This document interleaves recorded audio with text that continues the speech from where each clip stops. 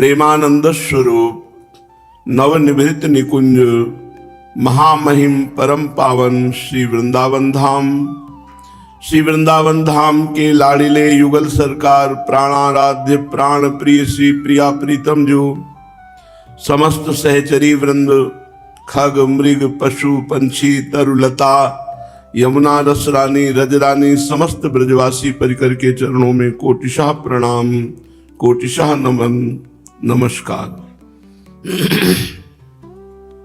वृत्ति ये बहुत काम की चीज है।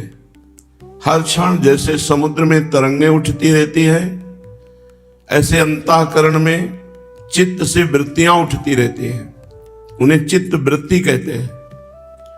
जो एक एक चित्त वृत्ति को प्रियालाल के चरणों में, श्री जी के चरणों में समर्पित करता रहता है, राधा राधा राधा, वो स्वयं परम पद का अधिकारी हो जाता है। कोई और साधन, कोई और चेष्टा, कोई और मार्ग, कोई और आश्रय ये जिसके जीवन में नहीं है, केवल एकमात्र महारानी जी के चरणों का आश्रय और राधा राधा राधा। तो एक एक वृत्ति प्रिया प्रीतम के चरणों में अर्पित करने का फल है कि अनंत जन्मों के पापों का नाश और इसी जन्म में परमानंद की अनुभूति। शरीर छोड़ने के बाद जो सदगति होनी है वो तो निश्चित है, लेकिन शरीर रहते सदगति का अनुभव हो जाए ये बहुत बड़ी बात है। शरीर रहते जीवन मुक्त हो जाए, शरीर रहते भगवदानंद में डूब जाए, ये बहुत बड़ी बात है। संसार की पद प्रतिष्ठा ये पूर्व जन्म के पुण्यों से प्राप्त हो सकती है। भजन का फल यश कीर्ति प्रतिष्ठा, बड़े बड़े लोग नमस्कार करें, ये नहीं है। ये पूर्व पुण्य और तप का फल है। लेकिन भजन का फल है दैन्य हो जाना, अमानी हो जाना, अकिंचन हो जाना, भगवत प्रेम में उन्मत्त हो जाना, ये भजन का फल है। कहीं त्रिभुवन में किसी भी वस्तु व्यक्ति स्थान में राग ही न रह जाए, ये भजन का फल है। भजन का फल शरीर स्वस्थ रहना, अनुकूलता प्राप्त होना, धन प्राप्त होना, मान प्रतिष्ठा प्राप्त होना नहीं है। अच्छे से समझ लो, शुभ और तप इन दो के द्वारा ये वैभव प्राप्त किया जाता है। भजन का फल है जिनका वैभव है उन भगवान को अधीन कर लेना, पर ऐसा कोई चाहता नहीं।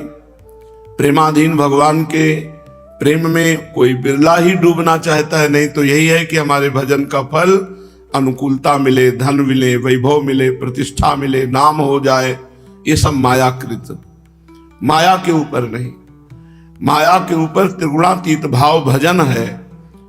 भजनानंदी संत से या गृहस्थ से पूछा जाए कि आप क्यों भजन करते हैं, तो उसका उत्तर उसका केवल हृदय से निकले, भजन के बिना हम जी नहीं सकते, बस यह है भजन का फल। और जब भगवान अधीन हो गए तो फिर माया की बात क्या। इसलिए भजन मार्ग में चलने पर अगर कोई भी बाधा पहुंचाता है तो हम उसे स्वीकार नहीं करते हैं। श्रीपाद प्रबोधानंद जी कह रहे हैं, सा में न माता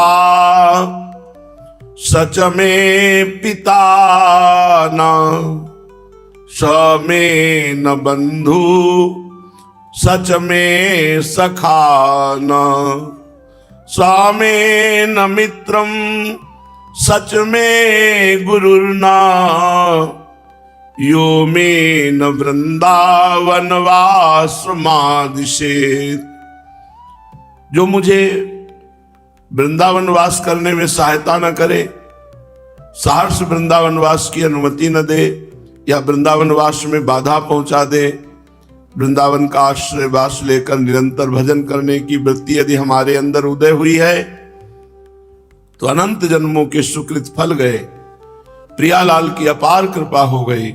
अब इस कृपा से मुझे कोई अलग करना चाहे तो श्रीपाद कह रहे हैं, वो बंधु बंधु नहीं है, वो सखा सखा नहीं है, वो गुरु गुरु नहीं है, जो मुझे वृंदावन वास में बाधा पहुंचा दे, जो मुझे भजन की वृत्ति से अलग कर दे, वो हमारा कोई नहीं। जाके प्रियन राम वैदेही तजिए ताहि कोटि बैरीशम, यद्यपि परम शनेही, चाहे जितना कोई परम मित्र हो, रिश्तेदार नातेदार हो, यदि वो मेरे भजन में बाधा पहुंचाता है, भगवत विमुख करता है, तो उससे बड़ा दुश्मन हमारे जीवन में और कोई नहीं। जाके प्रिय न राम वैदेही, तजिए ताहि कोटि बैरी सम, करोड़ों दुश्मनों के समान उसका त्याग कर देना चाहिए। यद्यपि परम शनेही, यद्यपि वो परम रिश्तेदार है, नातेदार है, प्रिय है, बंधु है, ये सिद्धांत भक्त को स्वीकार करना चाहिए। जो हमारे भजन में बाधा पहुंचावे, चाहे वो वस्तु हो, व्यक्ति हो, स्थान हो, उसका त्याग कर देना चाहिए। भजन ही हमारे जीवन का उद्देश्य होना चाहिए। तच्छास्त्रम मम कर्णमूलमपि न स्वप्ने पियायादहो, श्री वृंदा विपिनश्च यत्र महिमा नात्यद्भुतः श्रूयते, ते मे न दृष्टिपथं नयान्तु नितरां, संभास्यतामाप्नुयुः ये वृंदावन वैभवे श्रुतिगते, नोल्लासिनस्ते खलाः। वो बड़ा दुष्ट है खलाहा, जो मुझे भगवान से विमुख करने वाली बातें सुनाता है। मुझे नहीं सुनना। ये बातें जीवन में धारण करने वाली हैं। जो भगवान से विमुख करने वाली बातें सुनाए, मुझे नहीं सुनना। यहां तक कि तच्छास्त्रम मम कर्णमूलमपि न स्वप्ने पियायादहो, उन सतशास्त्रों की भी चर्चा मेरे कानों में ना पड़े जिनमें प्रियालाल की बात नहीं है, जिनमें वृंदावन की बात नहीं है, जिनमें प्रेम स्वरूप प्रभु की बात नहीं है। ऐसे ग्रंथ, ऐसे पंथों की बात हमारे कान में न पड़े। तच्छास्त्रम मम कर्णमूलमपि न स्वप्ने पियायादहो, स्वप्न में भी मुझे ऐसी बात सुनने को न मिले जिसमें प्रभु चर्चा ना हो। ते में दृष्टिपथम नयान्तु नितराम संभाष्यता मापनुयुः, मेरे कानों में कभी ऐसे शब्द ना पड़े और मेरी दृष्टि में कभी ऐसे लोग ना आए जो भगवान का भजन नहीं करते, जो भगवान से अपनापन नहीं करते। ऐसे लोग मेरी दृष्टि में ना आए। जो वृंदावन प्रिया प्रीतम भगवान नाम भगवत चर्चा सुनकर आनंदित नहीं होते, ऐसे दुष्ट लोगों का कभी मुझे संग न मिले। ऐसे भगवत विमुख लोगों का कभी संग न मिले। उन्हें तो मैं देखना भी नहीं चाहता और उनसे बोलना भी नहीं चाहता। ते में दृष्टिपथम नयान्त नितराम संभाष्यता, बोलना भी नहीं चाहता, देखना भी नहीं चाहता। ये वृंदावन वैभवे श्रुतिगते नोल्लासिनस्ते खलाहा, वो दुष्ट हैं जो भगवत चर्चा सुनकर के आनंदित नहीं होते, जो भगवत चर्चा के सिवा अन्य प्रपंच की बातें करते हैं, गंदी बातें करते हैं। ऐसे दुष्ट लोग मेरे दृष्टि पथ में ना आवे, मुझे दिखाई न दे। हे भगवान, ऐसी कृपा करो कि मुझे सदैव भक्तों का सानिध्य मिले जो आपकी चर्चा करते हो, आपके नाम कीर्तन में मगन रहते हो। अलमलम ही योषित गर्दभी संग रंगे, रलमलमिहि वित्तापत्य विद्या यशोभी, अलमलमिहि नाना साधनायास दुःखै, भवतु भवतु वृंदारण्यमाश्रित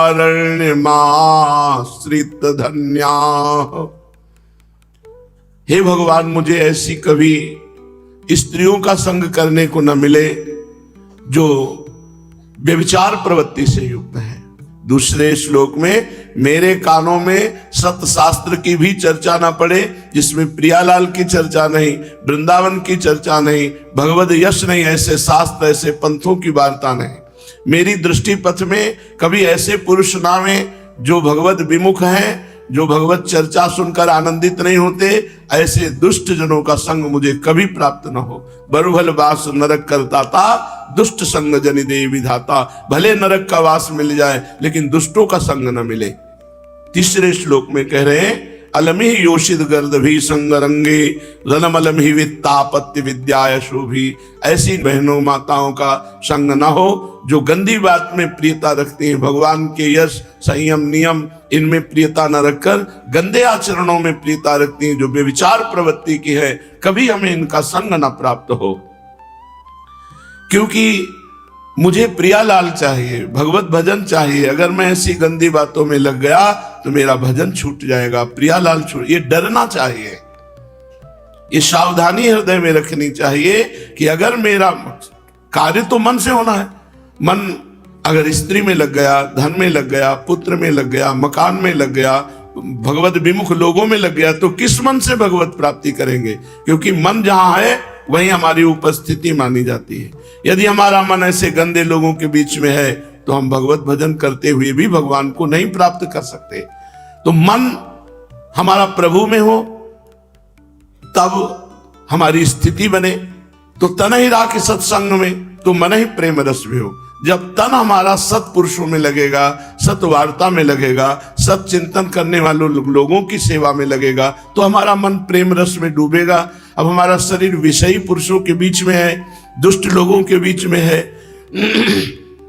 तो बहुत कोई भगवत अनुरागी हो कि अपने मन को उनसे हटाकर प्रभु में लगावे नहीं, उसका रंग चढ़ जाता है। को न कुसंगति पाए न साई, राहे न नीच मते चतुराई। कौन ऐसा है जिसको कुसंग मिले और वो नीच पुरुषों की मति के अनुसार न चलने लगे? बोले वो कोई बिरला होगा जो रही मुत्तम प्रकृति का आकर्षक कुसंग। चंदन विष व्यापत नहीं लपटे रहत भुजंग। जैसे चंदन के पेड़ में विषधर सर्प शीतलता प्राप्त करने के लिए लिपटे रहते हैं, पर चंदन के ऊपर कोई विष का प्रभाव नहीं पड़ता। ऐसे कोई बिरले उत्तम महाभागवत जन होते हैं जो कुसंगति में रहते हुए भी भगवान का भजन करते हैं। इसलिए मुझे हे भगवान कभी ऐसे दुष्ट पुरुषों का संग न मिले, कभी हमें ऐसी व्यभिचारिणी स्त्रियों का संग न मिले, और मेरा धन पुत्र विद्या कीर्ति आदि से कोई प्रयोजन न रहे, किसी अन्य साधनों में मेरी रुचि न रहे, केवल वृंदावन का आश्रय और वास स्वीकार करके हे प्रिया प्रीतम आपके चिंतन में सदैव डूबूं। ऐसा श्री प्रबोधानंद पाद जी कह रहे हैं। पूज्यपाद श्री उड़िया बाबा जी महाराज। महापुरुषों के वचन व्यवहार और परमार्थ दोनों में हमें उज्जवल रास्ता दिखाते हैं, कैसे हमें व्यवहार करना चाहिए, कैसे परमार्थ में रहना चाहिए। कलयुग सब युगों में बहुत खराब युग माना जाता है, पूज्यपाद उड़िया बाबा जी के वचन। परंतु बड़े बड़े ऋषि मुनि देवता प्रार्थना करते हैं भगवान से कि मुझे कलयुग में जन्म हो, क्योंकि कलयुग में केवल भगवान नाम जप से कम समय में ही भगवत प्राप्ति हो जाती है। कम समय, अब जैसे करदम जी भगवान की आराधना कर रहे तो 10,000 वर्ष दोनों हाथ उठाकर एक दाहिने पैर के अंगूठे के बल खड़े होकर 10,000 वर्ष। और कलयुग में तो आयु ही 100 है, कोई बिरला आगे बढ़ा संयम से तो 125 वर्ष की कलयुग में पूर्ण आयु मानी गई है। 125 तो कोई बिरले पहुंचता है, 60-70 में राधे श्याम हो जाते हैं। अगर इस छोटी सी आयु में यदि हम नाम जप नाम कीर्तन भगवत कथा श्रवण करें तो इसी से भगवत प्राप्ति हो जाएगी। जहां 10-10 हजार वर्ष ऐसे कठोर तपस्या करने पर कहीं भगवान का साक्षात्कार होता था, तो कलयुग में बहुत कम समय पर कम साधना कम परिश्रम नाम जप नाम कीर्तन से ही भगवत प्राप्ति हो जाती है। बाबा कह रहे हैं जो बड़ी बड़ी यज्ञों के अनुष्ठान से फल प्राप्त होता है वो जप यज्ञ की बराबरी नहीं कर सकता। यज्ञानाम जप यज्ञोस्मि, भगवान कह रहे हैं यज्ञों में सर्वश्रेष्ठ यज्ञ मैं जप यज्ञ हूं।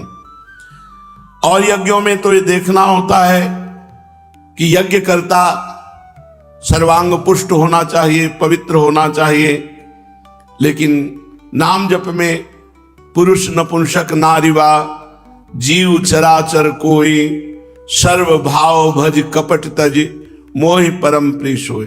कपट का त्याग करके जो भगवान का भजन करते हैं, चाहे जिस भाव से भजन करो, भगवान हमारे पिता हैं, भगवान हमारी माता हैं, भगवान हमारे मित्र हैं, भगवान हमारे पुत्र हैं, भगवान हमारे पति हैं, जिस भाव से चाहो, सर्व भाव भज कपट तज मोहि परम प्रीश होए। इसलिए चाहे बालक हो, चाहे बूढ़ा हो, चाहे रोगी हो, चाहे स्त्री हो, चाहे कोई भी हो, भगवान नाम सबको परम पद प्रदान करने में समर्थ है। तो कलयुग में भगवान नाम, कलयुग केवल नाम आधारा, सुमिर सुमिर नर उतर ही पारा। मैं अपने अनुभव की बात कहता हूं कि इस कलयुग में भगवान नाम जप और ब्रह्मचर्य, ये दो से सब कुछ प्राप्त हो सकता है। पूज्य पादुड़िया बाबा जी कहते हैं, मैं अपने अनुभव की बात कहता हूं, इस कलयुग में भगवान नाम जप और ब्रह्मचर्य, जितेंद्रियता, इससे सब कुछ प्राप्त हो जाएगा। तत्व ज्ञान कलयुग में प्राप्त करना बहुत कठिन है, पर नाम जापक को तत्व ज्ञान भी हो जाएगा। तत्व ज्ञान परम पवित्र हृदय वालों के ही हृदय में स्फुरित होता है और नाम जप से हृदय परम पवित्र हो जाता है। समस्त पवित्रताओं का स्वरूप है कि संसार का चिंतन न हो, प्रभु का चिंतन हो। आपका हृदय पवित्र हो गया, इसकी पहचान अब संसार का चिंतन नहीं होता, अब प्रभु का चिंतन होता है। सबसे कठिन कार्य है भगवान नाम जप करना। बुद्धि को पवित्र करने वाला, तत्व ज्ञान प्राप्त कराने वाला, भगवत प्रेम प्रदान करने वाला और परम कल्याण करने वाला एकमात्र कलयुग में भगवान नाम है। जो पकड़ पाओ तो पकड़ लो, खूब राधा राधा राधा राधा जपो, इससे तुम्हारा सर्व प्रकार से मंगल हो जाएगा। जिस दिन हमारी जिह्वा पे नाम आया, उसी दिन नामी भगवान हमारे साथ हो गए। विश्वास करो, यदि मुख में नाम चल रहा है तो भगवान तुम्हारे साथ है। मुख में हो राम नाम, राम तेरे हाथ में, वो बंदे तू अकेला ना ही, राम तेरे साथ में। अगर नाम जप कर रहे तो भगवान तुम्हारे हाथ में हो। अखिल कोटि ब्रह्मांड नायक परात्पर प्रभु वश में हो जाते हैं उस नाम जापक के, जो एकमात्र भगवान के नाम का ही आश्रय लिए है। सुमिरि पवन सुत पावन नामू, अपने बस करि राखे रामू। राम कृष्ण हरि शिव नाम अनंत हैं, पर सब हमारे भगवान के नाम हैं और सब समान फल देने वाले हैं। जिनकी भगवान नाम में रुचि नहीं है, उनको जबरदस्ती नाम जपना चाहिए। पाप के कारण नाम में रुचि नहीं होती, इसलिए पहले रुचि में, आनंद में, ये मन एकाग्रता से लगता है कि नहीं, इसमें नहीं फंसना चाहिए। रुचि है कि नहीं है, आनंद मिल रहा है कि नहीं मिल रहा है, एकाग्रता मन की है कि नहीं, ये सब बातें छोड़ो। आपको केवल संख्या पूरी करनी है। नवीन साधक को एक संख्या गुरु से निश्चित करा लेनी चाहिए। 51 माला, 61 माला है, 21 माला है, 31 माला। अब आपको केवल वो नौकरी पूरी करनी है, मुझे 31 माला पूरी करनी है, बस। आनंद आवे ना आवे, मन लगे ना लगे, रुचि हो ना हो, अब हमको आज्ञा पालन करनी। तो आप कुछ दिन में देखेंगे नाम भगवान आपकी अरुचि को नष्ट कर देंगे, चंचलता को नष्ट कर देंगे। आपका मन एकाग्र होने लगेगा, नाम में रुचि आने लगेगी, और नाम में रुचि, मन एकाग्र, तो आनंद अपने आप आने लगेगा। अभ्यास करने वालों को नींद बहुत सताती है। ऐसे चाहे नींद ना आवे, लेकिन जहां जप में बैठोगे तहां जमुआई आने लगेगी, नींद आने लगेगी। चूक गए तो नींद में पहुंच गए। इस निद्रा रूपी दोष को जड़ से उखाड़ देना है, बाबा कह रहे हैं। ये तभी हो सकती है जब भरपूर नींद लो। 5 घंटे सो, 24 घंटे में 5 घंटे बहुत ज्यादा हो जाते हैं। 6 घंटे 7 घंटे बहुत श्रम करने वाले के लिए, इसके ऊपर तो प्रमादी है, निंदनीय है जो 6-7 घंटे के ऊपर सोता है। ये 6-7 घंटे उनकी बात है जो बहुत परिश्रम करते हैं, दिन भर लगे रहते हैं। साधक को 5 घंटे पर्याप्त है, 5 से 5.5 घंटे नहीं होना चाहिए। अच्छे साधक तो 3 घंटे में अपना समय पूरा कर लेते हैं नींद का। जो नींद को समय दिया, उसके अलावा फिर नींद को समय मत दीजिए, उससे लड़िए। नींद से लड़ा जाता है। अब ऐसा नहीं कि नींद हमें परास्त कर, नहीं, हम भगवान के अंश हैं, हम में अपार शक्ति है, हम जैसे चाहें वैसे इस नींद को लें। इससे लड़ा गया है नींद से, तो हमें सोने में अरुचि है। जैसे किसी को होता है ना कि आराम से लेटे, हमें नहीं, हमें एक अरुचि सी है। अगर लेटे भी तो चतुराशी जी निज मंत्र बस उसी में मन को लगाने की चेष्टा। जो भगवान में चित्त को जोड़े हुए हैं उनको साधारण शरीरधारियों की तरह ट्रीटमेंट नहीं किया जाता है। उनका अलग, तुम्हारी दवा अलग चलेगी, उनकी दवा अलग चल रही, राधा राधा राधा राधा। ये दवा सब दवाओं के ऊपर है। धन्वंतरी जी ने आयुर्वेद का शोध करके निकाला कि अच्युत कृष्ण गोविंद नाम में जो रोग निवारण की सामर्थ्य वो किसी औषधि में सामर्थ्य नहीं है। तो यदि हम अभ्यास करें तो रोग में भी, शोक में भी, समस्या में भी, विपत्ति में भी, हर परिस्थिति में नाम जप के द्वारा हम विजय प्राप्त कर सकते हैं। नाम जप नहीं तो माना शरीर उतना आपका चेष्टाहीन दिखाई देगा जब रोग का प्रभाव होगा, लेकिन आपकी चित्त वृत्ति चेष्टाहीन नहीं होगी, वो भगवत चिंतन परायण होगी। यही खास बात है। अगर चित्त चोर में लगा हुआ है तो फिर क्या परेशानी, और चित्त शरीर में लगा हुआ है तो स्वस्थ होते हुए भी जलते रहते हैं। भोग वासना, नाना प्रकार की कामना उनको सताती रहती है। तो ये प्रतिज्ञा करना चाहिए कि नाम जप के समय मुझे नींद नहीं लेनी। बड़ी मुश्किल से तो भगवान की कृपा से जप करने का अवसर मिलता है, और उसमें भी झटके मारोगे, सोओगे तो फिर कैसे बात चलेगी। सीधी मेरुदंड रहे, अभ्यास कर लो, सब बात बन जाएगी। जीवन में कभी कोई सुविधा स्वीकार नहीं की, कभी सुख स्वीकार नहीं किया, जीवन में नहीं स्वीकार किया। वह भी है भगवान की कृपा से, जितना जैसे चलता है वैसे। आज भी गीजर से नहीं नहाते, ठंडे पानी से। गंगा का नहाया हुआ शरीर है तो गीजर पीजर सुहाता थोड़ी है। शरीर सुख का इतना लालच बढ़ गया है। शरीर को एक जड़ वस्तु है, इसको बहुत सुंदर सुंदर साधनों में लगाइए, इसको जैसे चाहो वैसे रख लो, से ज्यादा इसको सुविधा मत दो, सुविधा मत दो। जब नींद पर कब्जे की बात आती है, जैसे सोते थे ना तो कंबल से डर लगता था, डर ये हमको नींद में सुला देगा, कभी कंबल नहीं ओढ़े। पीछे के जीवन में अब कहां गंगा किनारे कंबल लिए घूमेंगे क्या, ऐसे नीचे का चला उतारा ओढ़ लिया।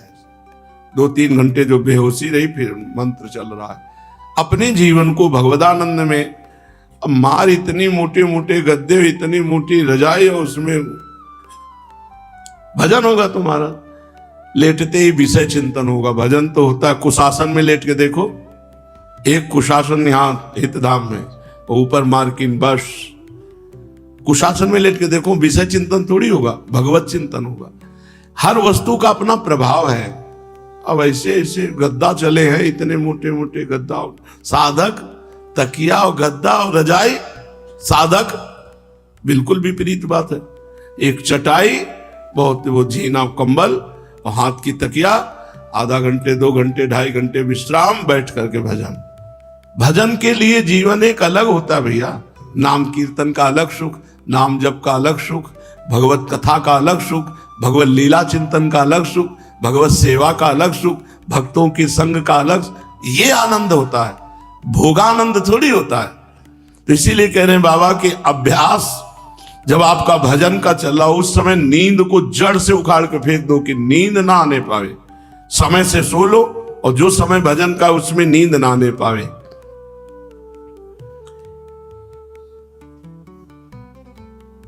जोई नाम सेई कृष्ण भज निष्ठा करी, नामेर सहित आछे आपन श्री हरि।